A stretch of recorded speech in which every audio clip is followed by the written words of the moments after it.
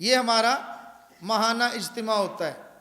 اصل تو کیا ہے کہ ہر روز ہماری یہی ترتیب ہو، ہر روز ہماری یہی ترتیب ہو۔ یہ ماہانہ اجتماع کا نفع کیا ہے، اس کا فائدہ کیا ہے، اسی کے ساتھ میں بات عرض کر دیتا ہوں۔ اصل تو یہ ہے کہ ہر روز ہماری عادت بنے، ہر روز رات کے قیام کی ہماری عادت بنے، ذکر اللہ کی عادت بنے، اللہ اللہ کرنے کی عادت بنے، ہر رات کو ہم اللہ کا ذکر کریں۔ لیکن ہر رات کو اگر نہیں کرتے تو جب یہاں آتے ہیں تو رات کو ہم ذکر کرتے ہیں نا، رات کو قیام ہوتا ہے، تہجد پڑھ لیتے ہیں۔ اصل تو یہ ہے اللہ کے شب گزار بندے بن جائیں، یعنی رات کو اللہ کی خاطر جاگنے والے بن جائیں، ہر روز نہیں بنتے۔ تو ہم یہ خانقاہی اجتماع مہینے کے بعد ایک دن طے کرتے ہیں۔ اس کا نفع کیا ہوتا ہے؟ اصل تو اللہ کے وہ بندے ہیں جن کی راتیں، جن کی سخت سردیاں وہ بستر سے الگ ہو جاتے ہیں، اللہ اللہ کرتے ہیں، ذکر کرتے ہیں، تہجد پڑھتے ہیں، قیام کرتے ہیں، قرآن کریم کی تلاوت کرتے ہیں، ذکر کرتے ہیں، اور ان کی راتیں یوں گزرتی ہیں۔ ہماری نہیں گزرتی اس طرح راتیں۔ تو ہم اپنے خانقاہ کے اندر سالکین ایک مہینے کے بعد جمع ہوتے ہیں، ہماری حاضری لگ جائے۔ کہاں؟ اللہ کے دربار میں ہماری حاضری لگ جائے۔ ہمارے جہاں شب گزار بندوں کے اکاؤنٹ کھلے ہوئے ہیں، اس بینک کے اندر ہمارا بھی اکاؤنٹ کھل جائے، ہمارا بھی اکاؤنٹ کھل جائے۔ بھئی ایک بینک ہے نا، بینک کے اندر 500 بندوں کے اکاؤنٹ ہیں، ایک بینک میں 500 بندوں کے اکاؤنٹ ہیں۔ اکاؤنٹ ہولڈر اس کی اکاؤنٹ کے اندر رقم اپنی اپنی حیثیت کے مطابق، کسی کی ہوگی 10 کروڑ، 10 کروڑ والے 20، اور کوئی ہوں گے 50 لاکھ والے، کوئی 5 لاکھ والے، ہمارے جیسے نالائق 1 لاکھ والے بھی ہوں گے۔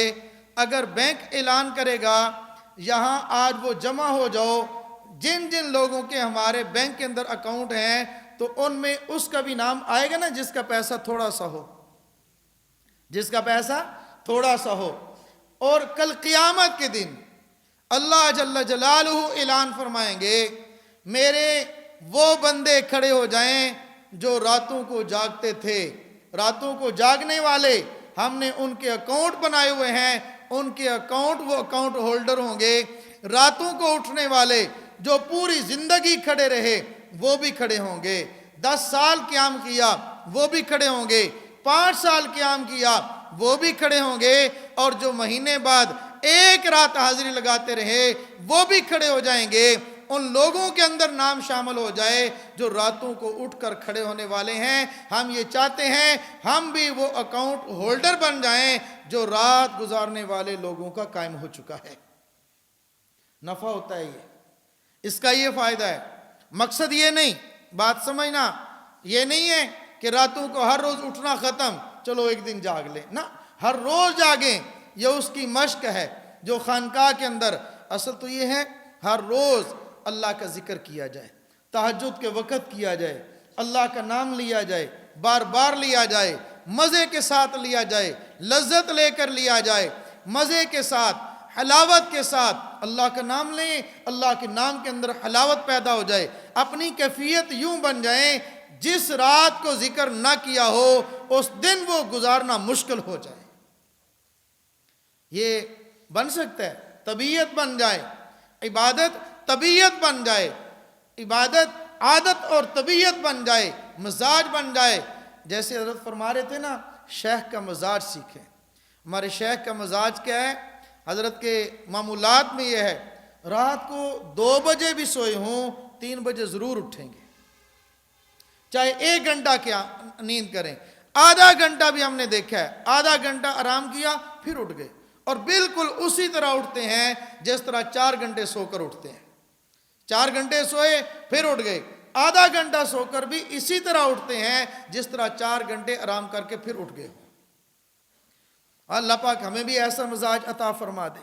تو میرے دوستو اور میرے بھائیوں، ہمیں یہ بنا لینا چاہیے، ہماری عادت اور طبیعت بن جائے، اور ہمارے مزاج کے اندر یہ بات شامل ہو جائے کہ ہم لوگ جتنا سنیں اس پر عمل کرنے کی کوشش کریں۔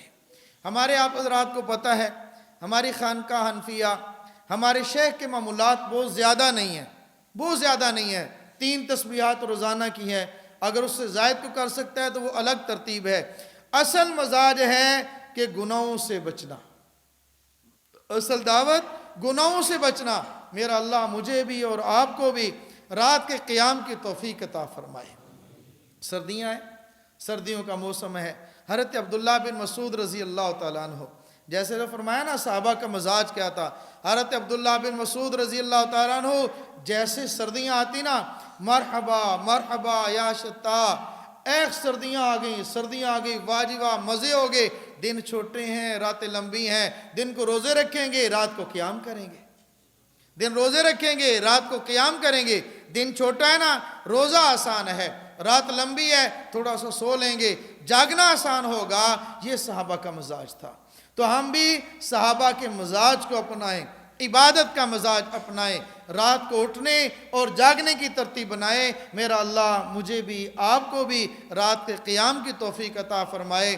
آج کے بات کا خلاصہ یہ ہے، کم از کم رات کو سو کر اٹھ کر سوئیں، سونے کے بعد اٹھیں، سونے کے بعد اٹھ کر کچھ نہ کچھ نفل تہجد کی نیت سے پڑھنے کی ترتیب بنائیں۔ اور جب سوئیں، جب جاگیں گے اذان سے پہلے، اذان سے لے کر پھر فجر کی نماز تک پھر ذکر کی ترتیب بنائیں۔ میرا اللہ مجھے بھی اور آپ کو بھی اپنے ذاکرین میں سے ہمارا شمار فرما دے، رات کو جاگنے والوں میں سے ہمارا شمار فرما دے۔ وآخر دعوانا ان الحمد للہ رب العالمین۔